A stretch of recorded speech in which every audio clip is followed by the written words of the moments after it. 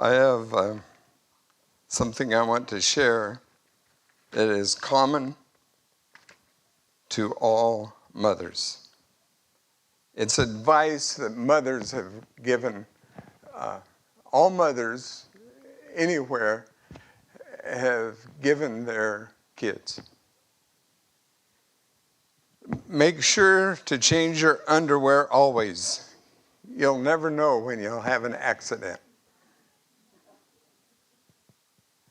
Don't make that face or it will stick. You'll look like that forever. Be careful with that. You'll poke your eye out. Have you said that? What if everyone jumped off a cliff? Would you do it too? You have enough filth behind those ears to grow corn. Come on, close the door. Were you born in a barn? It's funny because you really do hear these, don't you? If you don't have something nice to say, I remember my mom saying this, don't say it at all. I wish I could have always held true to that. Don't put that thing in your mouth. You never know where it's been. Clean your plate because there's thousands of kids starving to death. Do it just because I said so. Your room looks like a cyclone hit it. Where's Emily? She said she wasn't going to come in here this morning because she heard it all. She must have heard pretty well because I think she's a good Christian young woman. She didn't hear me say that.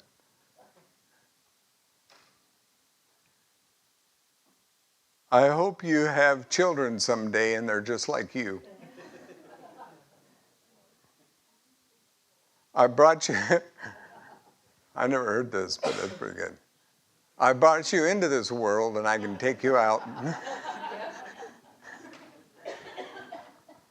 Well, enough of that.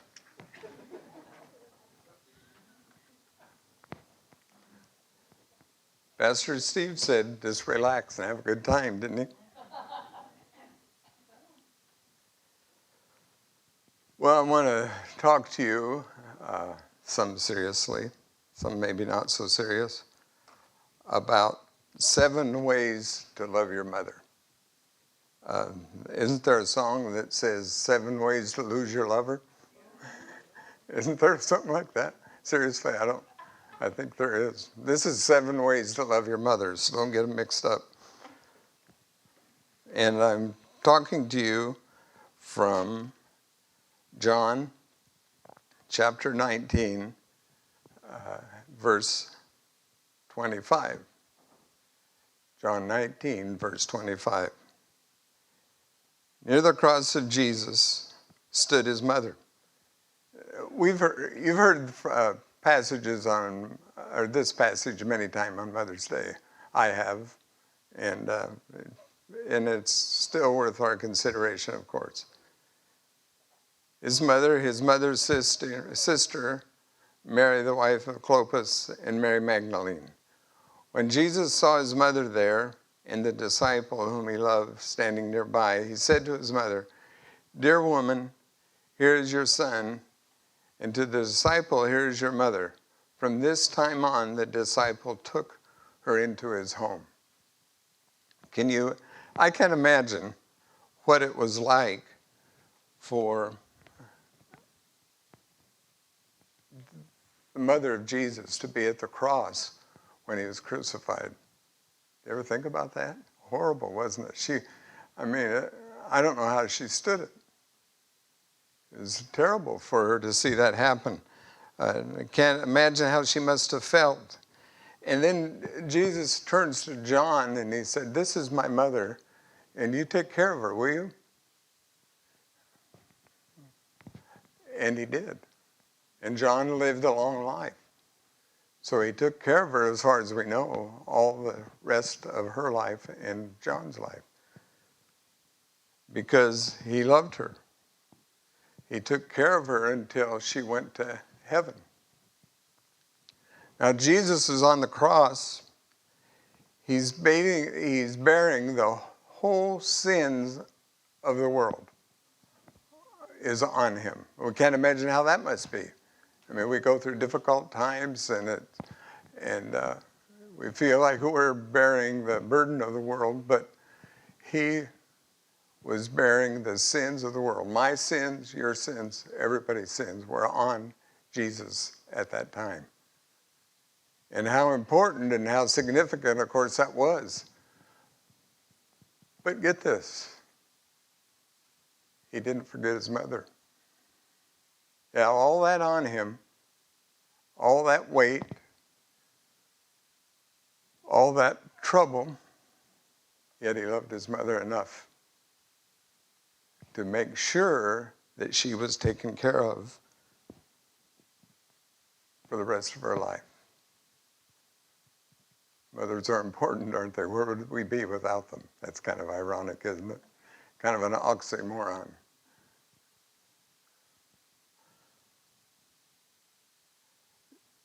Well, the first way to love your mother is to love her verbally, to say it, to say, I love you. There are a number of men, for some reason, that have this philosophy that, and you've heard this, I may have even said it, you know, I told you once I love you, and if I change my mind, I'll let you know. Kind of dumb, isn't it? But there's some men that live that way. And I love my dad, and he was a good man, good to me, good to my mom, good to my brothers and brother and my sister. But he never once told me that he loved me. I know he did, but he never told me. You know how I knew he loved me? Because Mom told me. Isn't that something? Mom told me, Dave, it's hard for your dad to say this, but he loves you. And you know, he never, you probably haven't even noticed, there's a picture back there of a man planting corn. It really brought back a lot of memories to me because I grew up on a farm. The only difference, we didn't have John Deere's, we had red. There's a big difference, right, Brian? And we didn't have a Dodge pickup, we had a Chevy. And I can remember lots of days out in the field with my dad. Now I'm talking about Dad, this is Mother's Day, but I'm getting to the point. And I'd work in the field, and Dad was kind, and I enjoyed being there. I wanted to be. There's no place I'd rather be than out in the field with Dad when we were farming. But never once did Dad say, Dave, you did a good job today. But you know what? Mom did. Mom said, Dave, it's hard for your dad to say this. I can remember, I'm not making this up, okay, because I remember it so well. It's hard for your dad to give compliments. But he told me that you did a good job today. You know what that says? My mom intervened for my dad, didn't he? Or didn't she?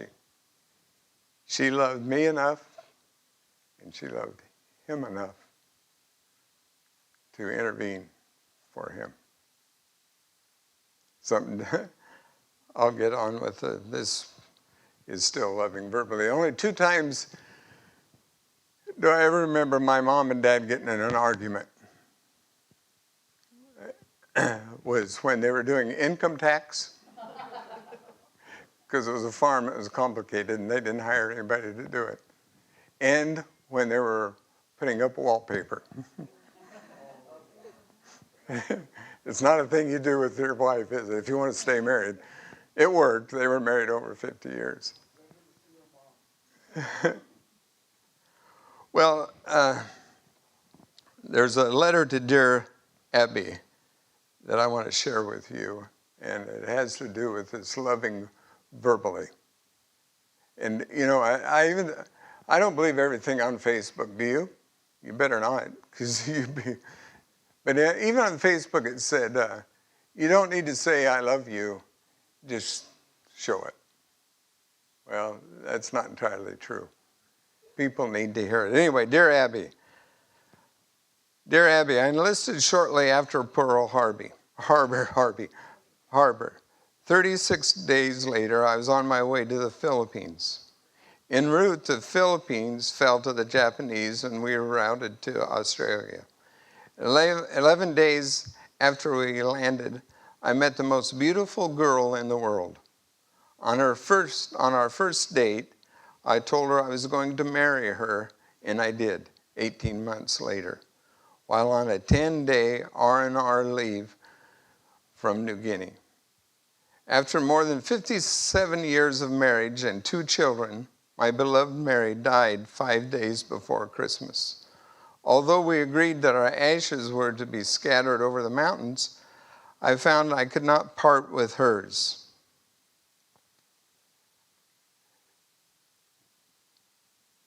While Mary was alive, she would frequently say, "You don't know how much I love you." And I would reply, "Likewise." Never said, "I love you." Now her ashes are on my dresser, where I tell her several times a day how much I love her, but it's too late. Although I wrote poetry to her, I can never bring myself to say these 3 words, I love you. She knew, and what I knew was best for her.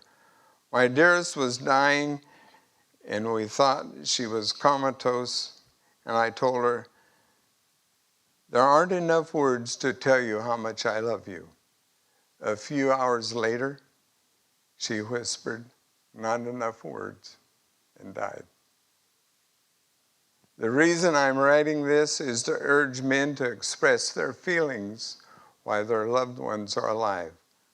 I don't know why, but many men are reluctant to express the depths of their feelings. Missing Mary in Colorado. All of our spouses and our mothers need to hear, I love you. Not that hard, I don't think. Even though my dad didn't, I've learned to do that. Well, we need to love her verbally. That's number 1. We need to love her physically. When was the last time you gave her a hug without her asking for it? Or a kiss on the cheek? Or just sat on the couch with her? I wonder, I'm looking around. Are all you kids sitting by your mother? What's the matter?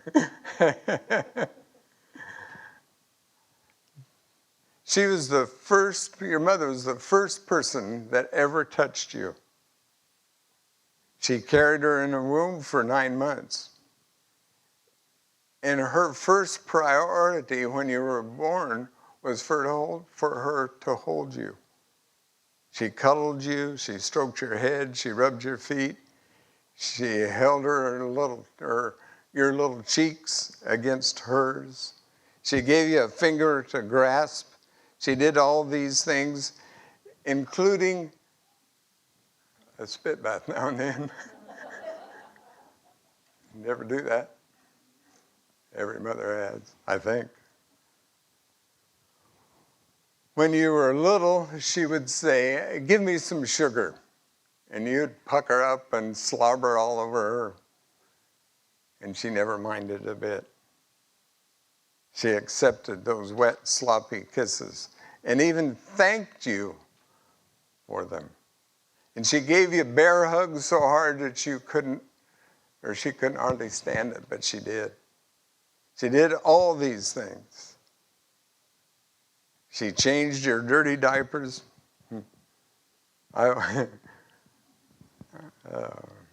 I'll tell you, because I always tried to arrange it when our kids had a dirty diaper. It was time for Bonnie to do it. She probably knows that. Don't slip much by her. Changed those dirty diapers, potty trained you, held the Kleenex for you when you blew your nose. She wiped the food off your face. And she did more than she had to do. She held you constantly. And she may have handed you off to someone for a moment, but she never let go. I've watched mothers do that. They just can't.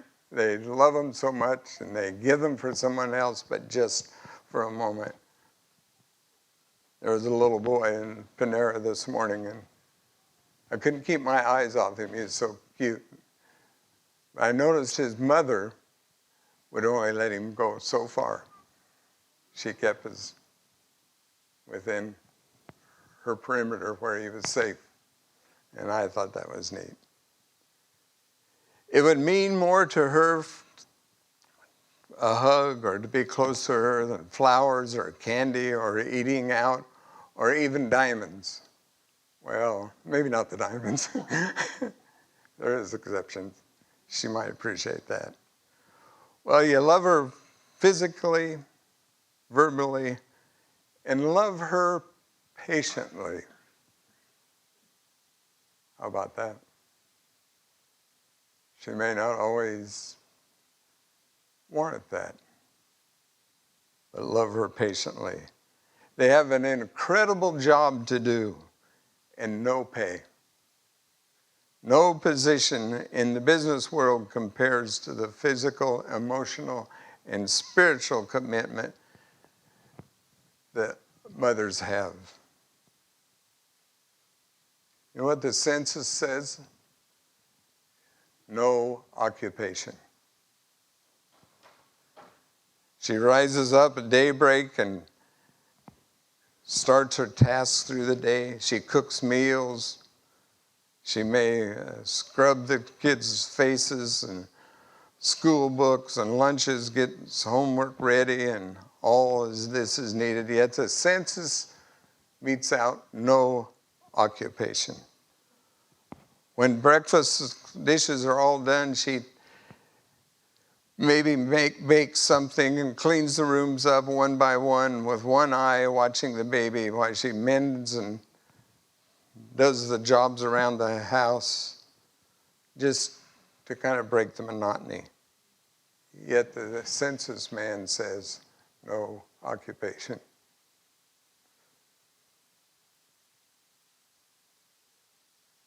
She might iron for a little while and presses the clothes, and she welcomes you home with a cheery smile and a hearty dinner she cooks, and no time for relaxation. And yet the census man comes and insists that she has no occupation. Let me give you some advice. Don't ever ask a lady if she stays home, if she's a stay-home mother, or if she works. Don't do that. That's kind of like asking a lady when her baby's due when you're not sure that she's even pregnant. That's not a good thing to do.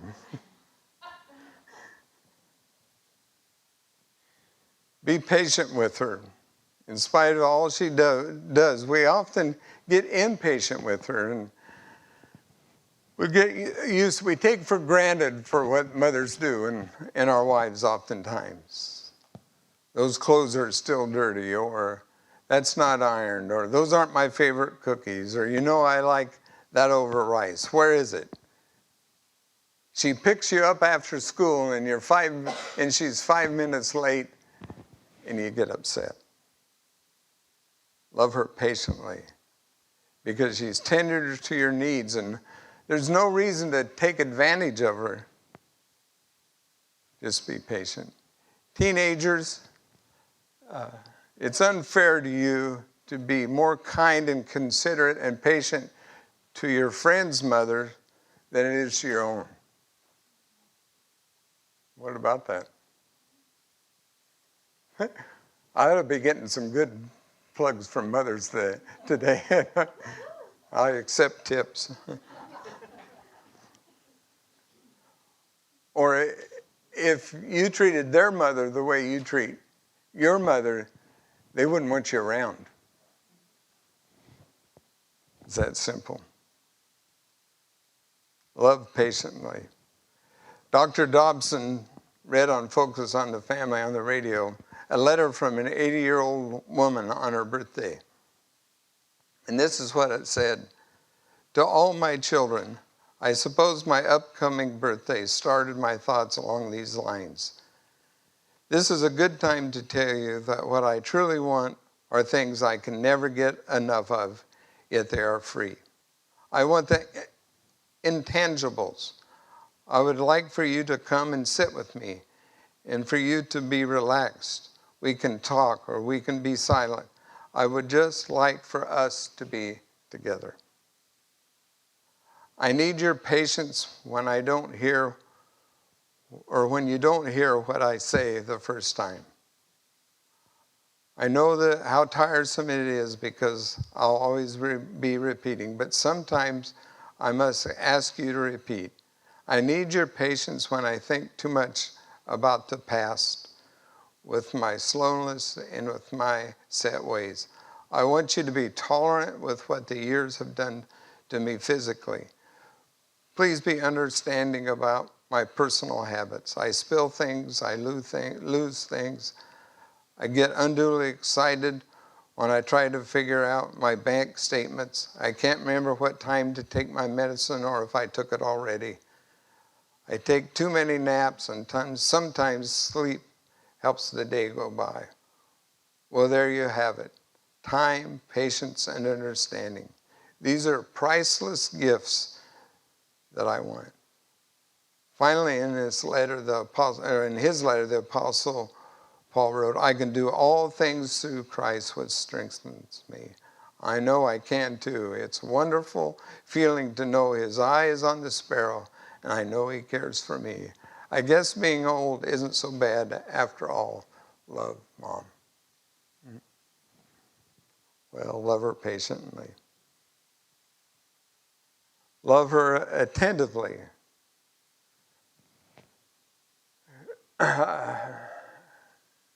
Many of you, I tried to think if this was true of myself, but many of you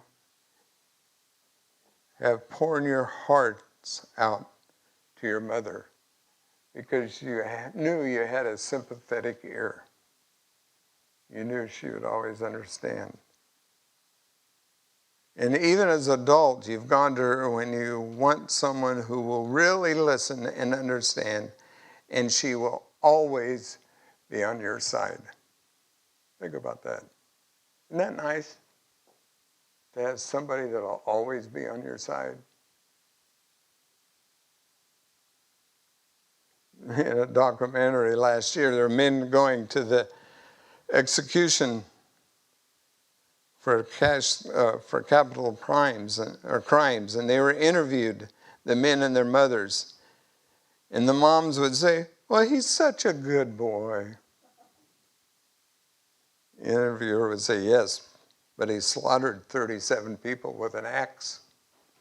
And the mother would say, yeah, I know, but he's got a good heart. You don't understand. How true, huh? I wonder what it would be like, or no wonder we like to talk to Mom. She listens. We know she has issues, and we know it's your turn now to be her rock and time to listen. And it's payback time. Time to listen. You want to know something? I was my mom's favorite. I was. You can ask I have a brother and a sister, and they both say it. I don't care. You know why I think? Because I listened to Mom. Oh man, I'm going to get in trouble. She used to call me. And just for fun, this is when we lived in the Sheraton area before I went into ministry. I'd lay the phone on the counter and walk off. Bonnie's laughing because she remembers me doing this. I'd walk off and go back and pick up the phone. She'd still be talking. She thought I was listening. I shouldn't have told that, should I? Just don't call me and on a long conversation. That's what I'm telling you. I won't hang up on you, but I will hang up on you. No. But I did listen to Mom. Didn't fight with her. I listened.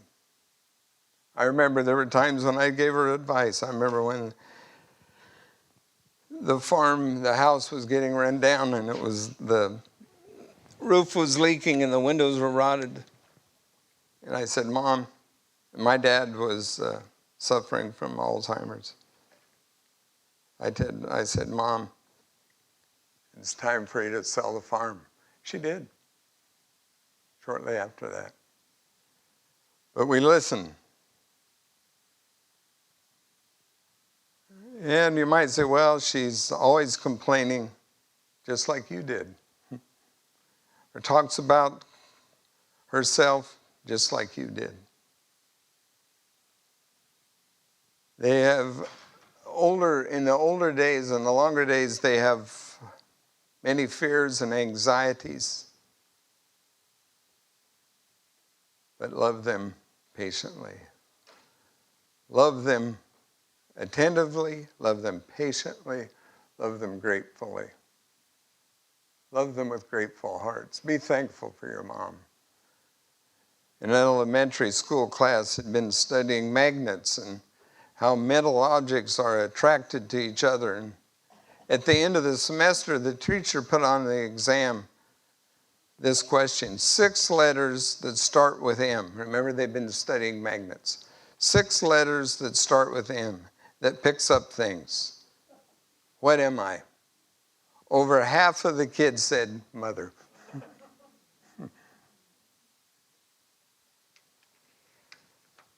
Well, she needs a sincere thank you, not just today, but when it's least expected. Love her generously. There's nothing too good for her. You can't repay her, but we ought to try. Think of all the unpaid hours that she had spent on you. What seemed like might be useless needs. She would easily do without. I can remember my mom so much. She grew up on a farm. We weren't rich farmers by any means. We struggled a lot. I didn't know it at the time, but now that I look back on it, I know that my mom gave up a lot of things that she would have liked to have to live on the farm with my dad.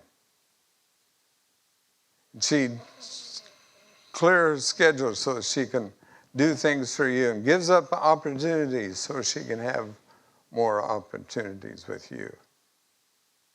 You heard this too. There's this math question. It says, state your answer in a fraction. If there's 10 at the table and 1 apple pie, how much does each one get? 1/9. Don't you know your fractions? You don't know my mother. You've heard that, haven't you? Love her generously. Number 7, love her honorably. Honor your father and your mother, that the days may be long upon the land which the Lord thy God hath given you. There's no qualification given here. You notice that? It doesn't say love your mother if she's honorable. She said, why did that come on?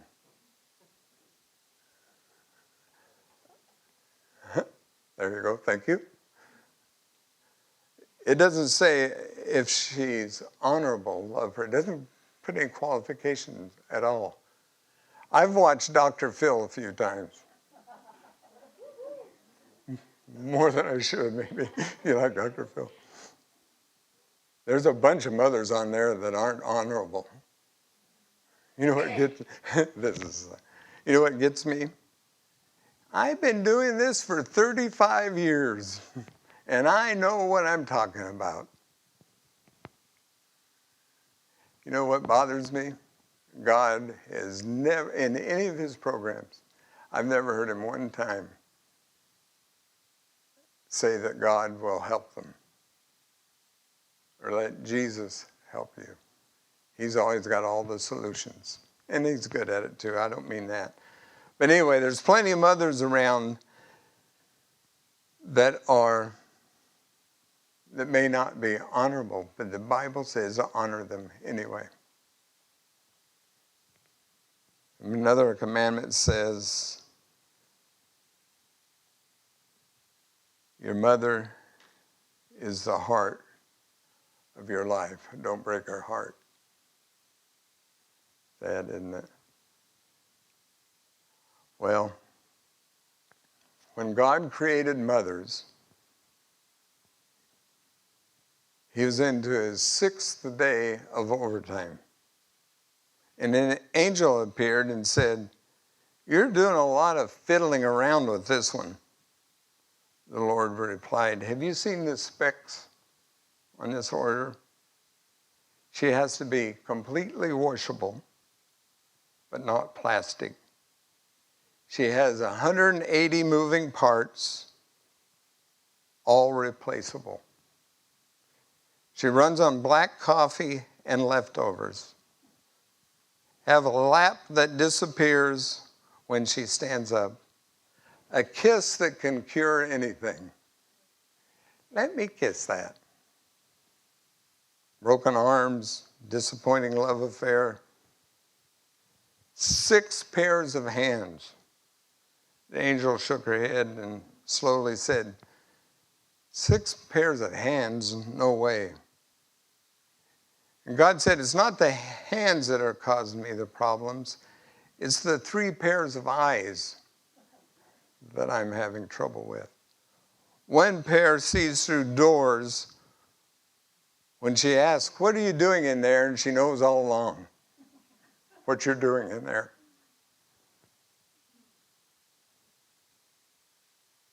And another on the back of her head that sees what she shouldn't, but what she needs to know, what's really going on. And he said, I'm coming so close to creating something that's close to myself. I already have one that can feed a family of 6 on 1 pound of hamburger. Or can get a 9-year-old to stand under a shower.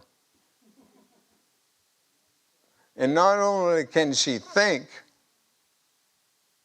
she can compromise.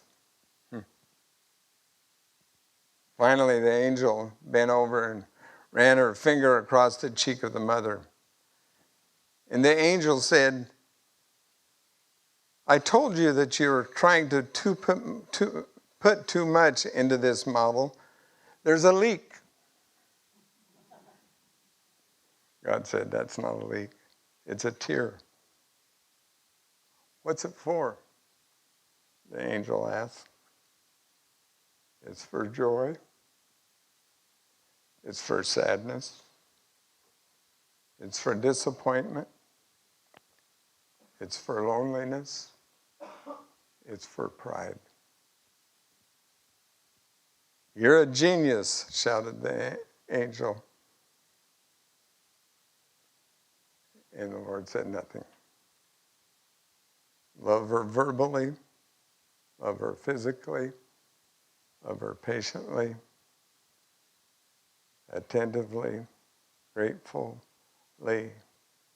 Generously and honorably. I miss my mom. And I wish I'd been better to her. I don't know if you could ever be good enough. Could you? Let me give you a little bit of advice here. Don't do all these things to her at once. She'd probably have a heart attack. But it sure wouldn't hurt to slip some of them in from time to time, would it? You know what I wish most? I don't think I ever did this. I wish I would have just sat on the couch with my mom. I wouldn't have said anything probably, but just to sit there and enjoy her presence.